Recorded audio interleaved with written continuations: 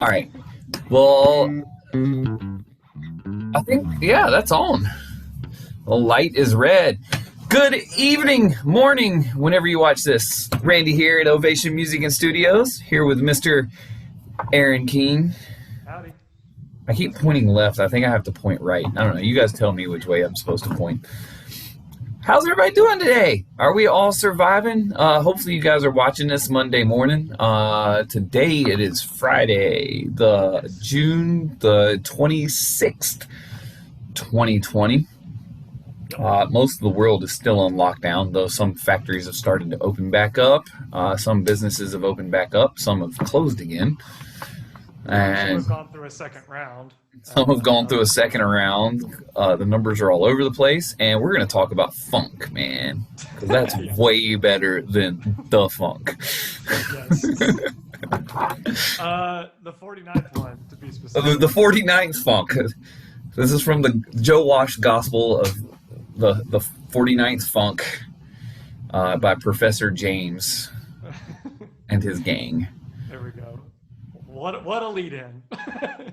You know, do you think they listened to James Brown when they were naming the group in this song? Oh, do you think it's a reference? Maybe. I don't know. I don't know. We started talking before we logged on here, and we're like, is this the 49th take? Yes, that was, yeah. I was like, yeah. What does Funk 33 sound like, man? It was, Funk 43 sounded too high. It like slowed down. Well, why did they stop at 49, man? They probably didn't. Oh man! So this is Joe Walsh. Who else was in the James gang? Do you have any idea? I don't know that I've ever looked it up. Shame on me. I didn't do any. I just learned the tune. Okay. I knew the tune, but I mean, I just learned the song. I didn't do any back. So Aaron has decisively chosen to work on the bass here, and left me with the guitar. I'm going to get into an issue I had right at the beginning that Aaron helped me work out here. At the beginning of the song, we have this little chicken picking thing. And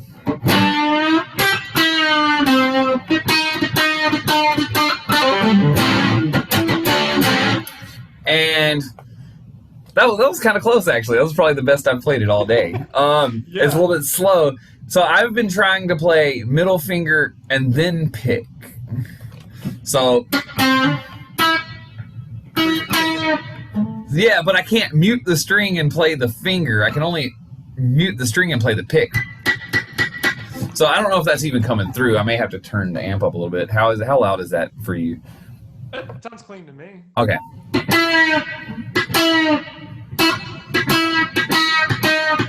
So I'm holding the string with my middle finger and then plucking with the pick to deaden it.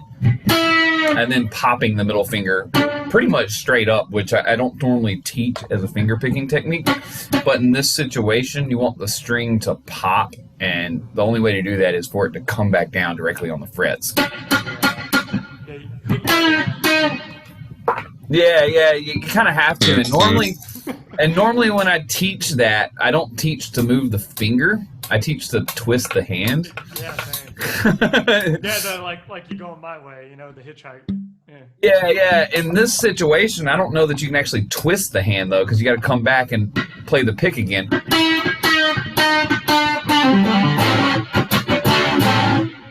It sounds pretty close for finally getting it right. I've been trying to do that backwards. Sorry, the camera's... Yeah, it's I'm in LA today to have an earthquake tonight. I hope there's no earthquakes here in Tennessee. That would be oh my God, 2020, slow down. Well, Monday and Tuesday we get dust storms. So if all you guys want to reference the times, and I think next Wednesday's locusts. And then I was gonna ask you in that opening bit, what's the little thing you do after your little chicken picking there for? The little strum section, yeah. No, I was gonna say before that, the little open string riff. Oh, the little bend. Oh, you're talking about the. Yeah. Just that. Okay, so that's just a double pull. Sorry, I didn't even. This is one that gets used a lot. It's not always in this position. Usually it's done in the second position. You hear it here. Yeah, like the key of D or B minor or something. Or A. Or Crazy A. Train. So what it is, you start on the third finger, and you pull off the first finger, and then you pull off the open. And you do that on the G string and D string. Like it has such a swagger because he goes from this double pull off, digga digga, and then he lands boom right into that thumb chord with like the hammer on to the third. It's I don't know, it's iconic. Honestly, that's the most natural thing for me in this solo, the fast pull off. So the way to practice that, guys, is make sure both fingers are planted. Pull. And just make sure you got good volume. I like to practice this kind of stuff on clean channel, turn down a little bit. That way you know you're pulling hard enough. But then I also practice on super high gain. So here's my Eric Johnson sort of insane.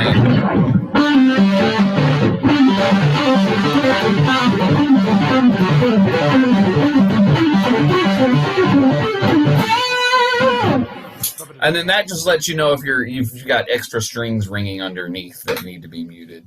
I grab those with the right hand. It sounds like Joe Walsh is doing quite a bit with the right hand. Mm-hmm. Very technical. Though, if any of you guys have met him and seen him play this live, please let us know how he's doing it, because I haven't.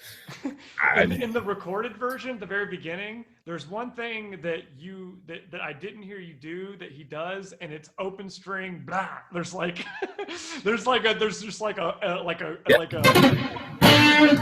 a flub in there that is like perfectly a flub, which is like, you know what I'm talking about? It's like right when the song starts, it's like it sounds like this kind of thing with open string. Yeah, there's a little bit of open string noise. It's like, and that really sets the tone for like such a sloppy bluesy thing.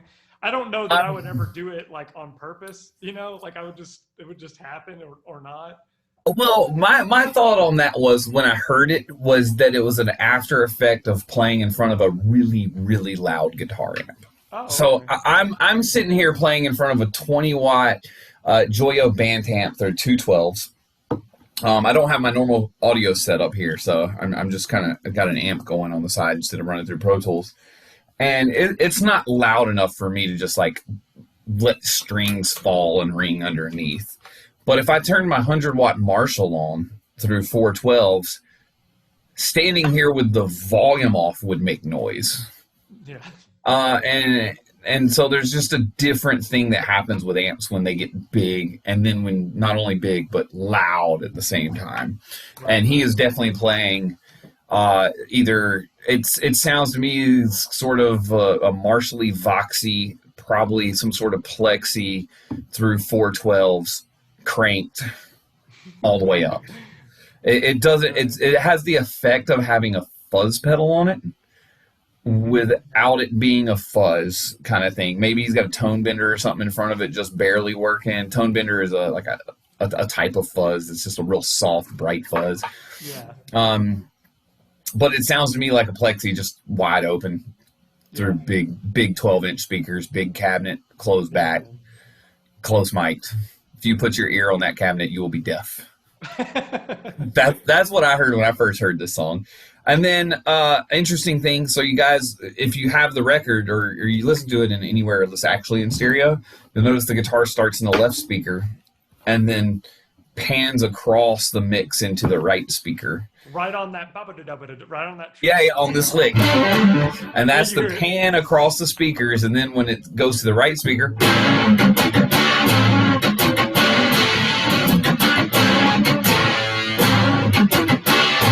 and it's like, I think he's playing the thumb A on top. It sounds like he's playing the thumb A on top with that rhythm, but the open A is ringing out all over the place. Because why not? And it seems, it doesn't seem very accurate where it's ringing out. So I just kind of let it ring out as it wants to naturally. But so you got that guitar on the right, and then on the left you have the bass and the drums. No drums on the right. Are the It's only drums? drum reverb on the right. Yeah, and yeah. Are would you say the drums are hard left, or I thought they were kind of somewhere in the They're center? hard left with like the room mics or some sort of reverb on the right. It sounds Okay, like the gotcha. natural sound of the drums is hard left, but it's not. If the pan knob goes to 100, it's like 70. Right. So maybe that Gotcha. console didn't have certain consoles have a different amount of spread in their left and right speaker. That's sort of a technical discussion. Sometimes hard left isn't really hard left, even though it sounded like it's left as far as the knob would go. Gotcha. Um, This, and then this. Oh, go ahead. I'm sorry. and then you put reverb on the other side, so you pump the drums to a reverb, and that reverb and natural drum sound bring it sort of keep them. They don't appear here. They kind of appear closer to the center. Yeah. That's what Eddie did on a lot of Van Halen solos, right? Like I was under the impression. Well, he would double track or use a delay. So the natural solo would be on the left, and then the delay would be on the right, or Okay, the, my the bad. second take would be on the right. It depends on which solo it is, Okay, and they would be close enough to appear closer to the middle. gotcha. Yeah, And yeah. if every song was like this, like if every song was like this panned hard, like learning every song would be so easy. It was so much easier to hear the parts. Yeah. Like I was like, oh my god, I can find the bass line on this. Like normally I can't find the bass line because it's just like jumbled up with the bass drum in the center. Yeah, exactly. In this Um, case, the bass line was like so easy to hear. I was wondering. So the year on this is 1969 recording, 1970 release, I believe. I think is what Nice. I found. And what surprised me about that was this may be one of the last major label recordings that had hard panned drums and guitars. Yeah, The drums, and what I mean by that is drums and bass over here, guitars over here. Now you go to the early '60s with the Stones records and the Beatles records. It's all mixed like that. Everything, you never put the drums on the same side as the guitar players, and if you yeah, do, the bass player is the opposite of them. yeah. Hendrix's stuff had a lot of that too. Hendrix's stuff was pretty much all done that way. That's Yeah. Eddie Kramer, Oh, I love Eddie Kramer. but he Maybe not for pan law, but well he went different. He went more LRC, which is left, right, center, with the Zeppelin stuff. yeah. Though I don't know if it was intentional. I don't know if he thought that way. I haven't talked to him about it. Yeah, I haven't either. Um, so the bass line, right? Should I talk about a little bit Yeah, about man. Because other than that, we have a group section. That's like the whole guitar part.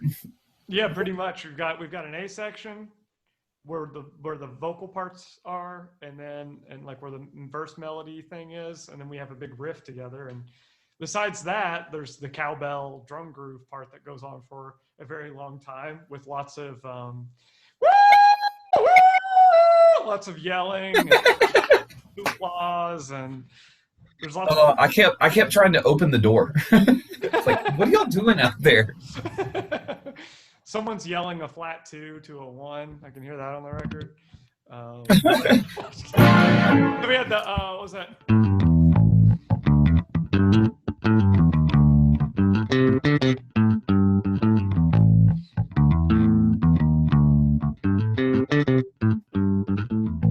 So like most of the groove that's in there has got this like we're just going from an A chord to a D chord, right? But there's so much funkiness in it. There's little ghost notes, that we're here. This you'll hear these little. Sometimes it's on an actual note. The first time it isn't. You hear this, and then the second time it's kind of on that E. You'll hear just a slight kind of hit, but we got these little percussive-y kind of hits. And then there's this nice little walk in. So we have like a pull off like from A to G, and then it goes. So it's like 1 flat 7 5, and then it connects chromatically with our little flat 5 blues note, lands right on the 4 chord, and then you got this little riff when it goes. You got this little riff that goes 4 5 flat 7 back to 5 on the D chord, and then we have this riff, and this is the second time through, but there's this little. So like when it should go back to an A chord, this is a rare time in which the bass player does not play the root of the chord. Like it lands on the A, but the bass player is playing the riff instead, or part of a riff. So instead of being boom back to A when Joe Walsh goes back to A, he plays D but it's more that it's part of an A minor pentatonic riff going. And then when he comes back to it, he has a little descending line that's like descends from. It's one of those things where we're going from flat sevens and fives and roots. So, do you think this bass player ever listened to the meters? It's certainly. I mean, the song has funk in the. I mean, if you're gonna have the audacity to put funk in the title, then you probably listen to the meters at some point. I mean, right there in that bass line is the. Yeah, exactly. Well, it doesn't go to the flat third, but yes, it has that root movement, or it's got the 1 flat 7. Yeah, and that's sort of a standard motif. That wouldn't even be something even remotely close to copyrightable, I would imagine, because that's just blues music. It's 1 flat 7 5 pull off on the 1. Yeah, the swagger in which it happens in Sissy Strut by the Meters, which is like the most popular and often overcovered song, but it's still great, is the little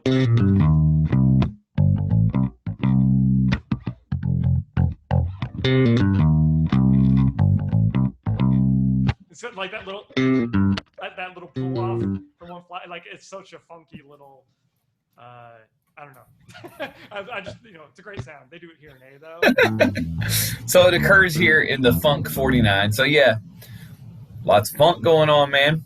And then we get the for me, what makes this a real funk tune is actually the B section. I mean, the B section is the copy of the horn dance line. Everybody plays the same thing. Oh, yeah. Well, not the drums. Well, yeah, the drums just keep the groove going, but the whole band is playing the same thing. If you had horns, the entire horn section would play this line, and the keyboard player and the vocals would play. Everybody would just do the same thing. Yeah. All right, Stevie Wonder was notorious for doing this stuff. Enter Sir Duke. Enter Sir Duke. Yeah, or Master Blaster, either one. Yeah, any of it.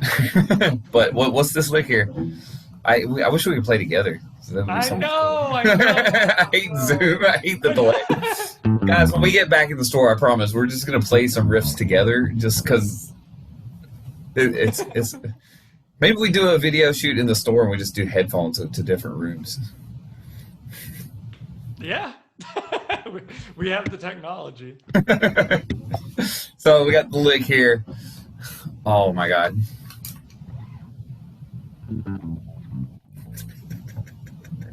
What's going on? I'm just like blanked.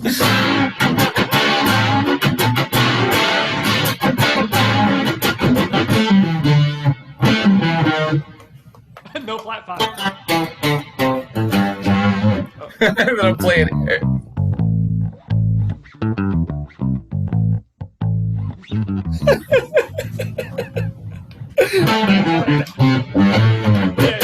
Oh my God.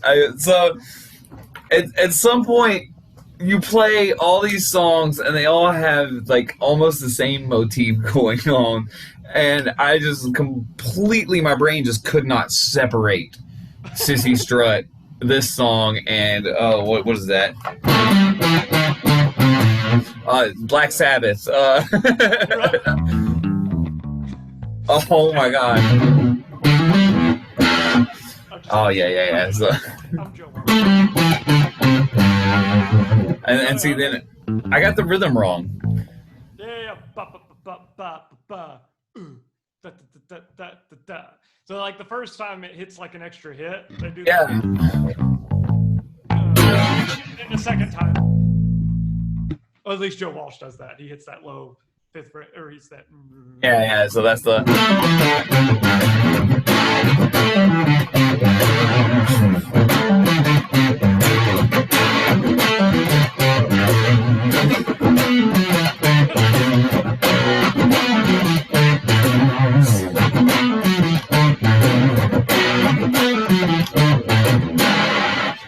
Yes. And that super funky upbeat.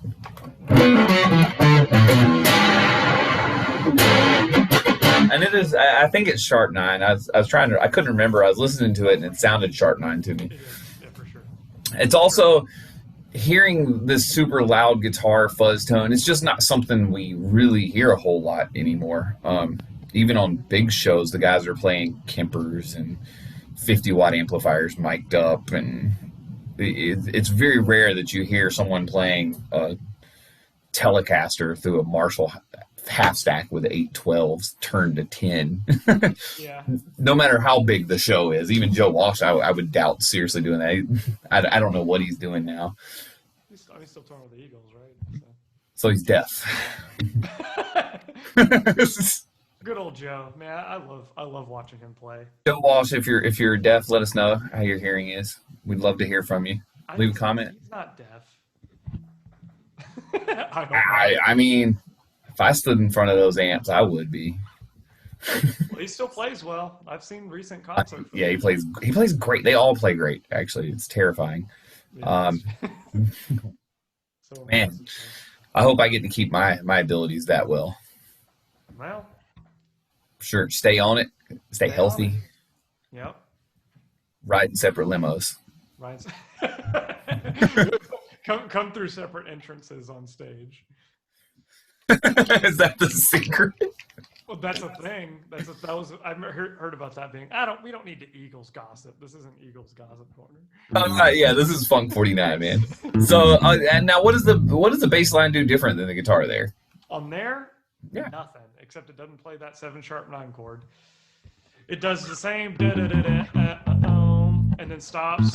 Or well, it does an extra hit. Sorry, and then the second time it just hits it and holds.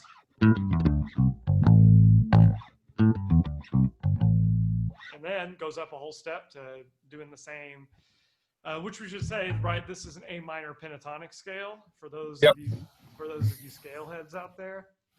We're going 1 flat 7 5 4 flat 3, and then jumps to the lower octave, the flat 7, then back to 1. There's there's a little finger, there's a little crossover there. You want to do the little flat and flip wiggle finger? So you're going flat finger with the first finger and then reaching up to it? Yeah. Or yeah.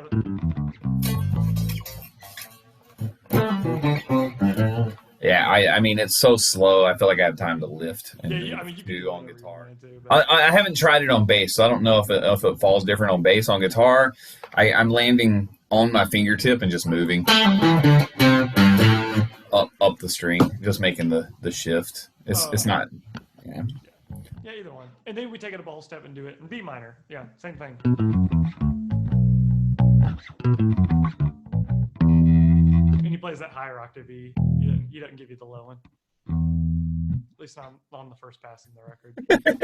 so yeah. Oh, and there's one thing we didn't talk about, but I mean, I don't even remember what the words are. Sleep all day, something all night. I know what you're whatever. In the first section, we got some. I think those vocals are funky. It's a funky part of it.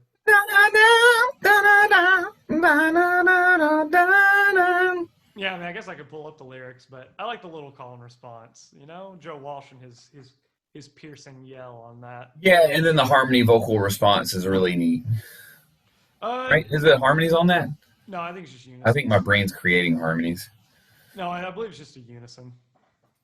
It's multiple. It's a sound of multiple, or it sounds like one or two people singing the same note or a chorus effect, but I don't think there's even an octave on it. I think it's just a unison there. Pretty sure, and it sounds like they're all Joe Walsh. Yeah, it does. It sounds like it's all Joe Walsh here. It doesn't sound like it's another band member or anything. And then it goes into yeah, it's like this cowbell drum thing.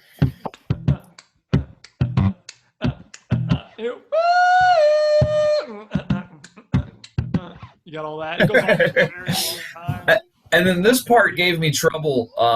I think this is somewhere, like if I was going to play this song, I think I need to spend some time working on this next little bit of like reintroduction of the intro.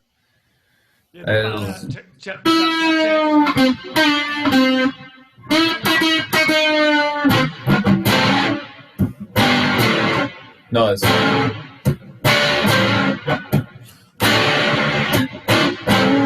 he like leaves some of the hits out, and it's just like it's a little more syncopated and funky. And I don't think I'm playing it exact 100% right, but it's something like that.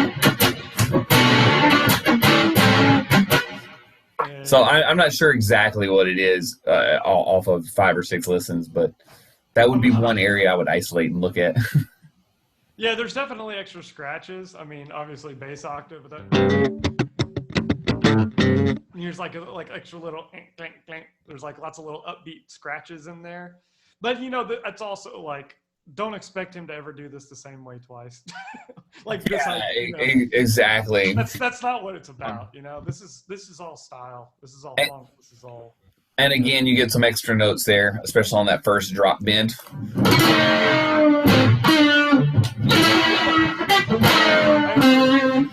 It's like greatly. It's nasty. I've got the fuzz face going through this little 20 watt, and I've got it turned down pretty less than halfway. So it's like I feel the amp wanting, like, where's it at, man? Give me more, give me more. Even the 20 watt amp wants to be louder. Yeah. It's dangerous. It makes some of those holds hard. Mm-hmm. And then from there, it just does another same thing, goes through this.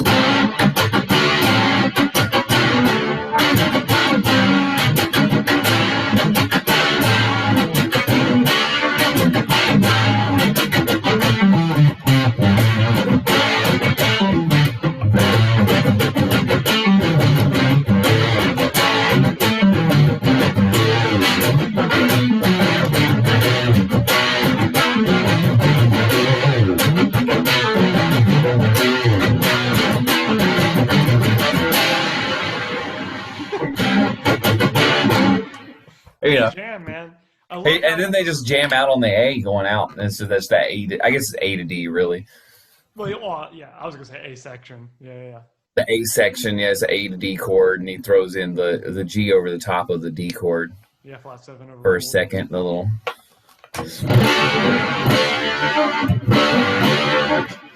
Yep. I like that little thing, man. Yeah, it's cool. I also like that in this recording, like when they get to the B section and it gets more hype because of the riff, like you can feel it. You can feel it speed up. It noticeably speeds up. It's so good. I love that, man. They come down into the.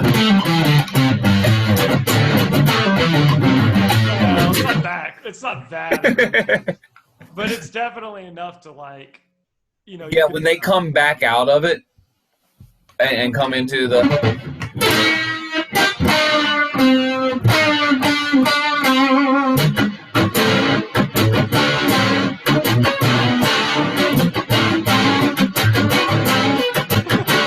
And he like slows that like way down and then speeds up. There's a little subtle thing going on there without playing the actual recording, which we don't want to do for copyright reasons.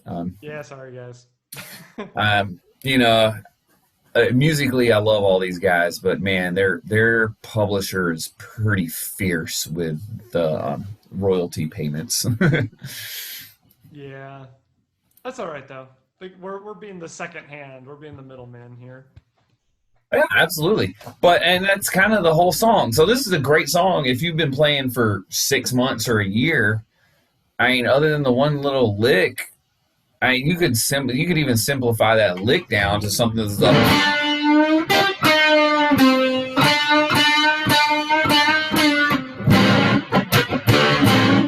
and still kind of get a handle on the idea of the song with something simplified and play it with other people. It's nothing insanely complicated, though there is a subtlety to what's going on to make it sound like Joe Walsh. True. I know the B section, the ba ba doo doo da that little, the B section, like that. I know an early guitarist, bassist, you're gonna get that just fine. I think the hardest thing about getting even the reintros, and it's okay if it's a little sloppy doing that bend, like some of those things. I think the hardest thing to get right for an early player to do this song, and I have taught early players this song before and they performed it live. So like from this song, the experience that I got from showing people was you need somebody that really gets the main da da da da da. The getting the rhythm.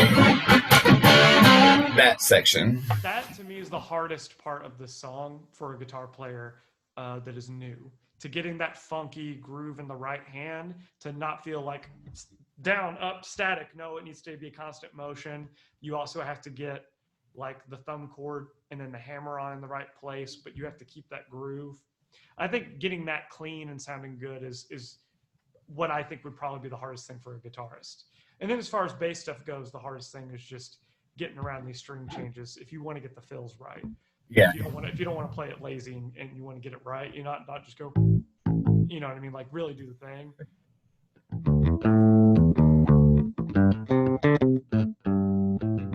Like getting all the little string changes there, and you know, like that's harder. The A section is harder. This I would 100% agree. The A section is harder, and the intro you can almost. I've listened to some other bands playing this, and even on their recordings, like 6 of the bands left the intro off entirely. They just skipped the intro and just went straight to. And one of them didn't even do the scratches. The recording was this.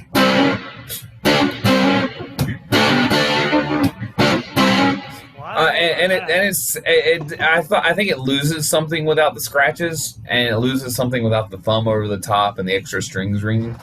But it doesn't sound bad. It loses something. We want funk. We need funk has to be a little sloppy. Now, we need them scratches. When I first learned this and this intro, I think an issue I had was everybody said it didn't sound funky. It sounded like Footloose.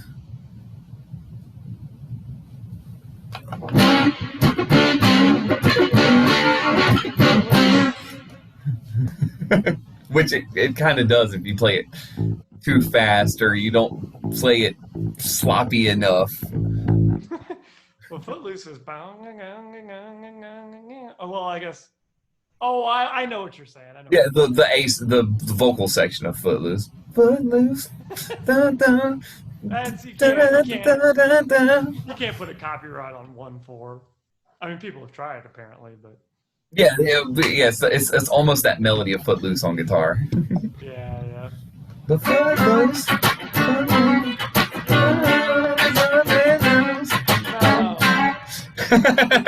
You're tainting the song for me. I'm tainting the song for you. I'm so sorry. That's how the song was.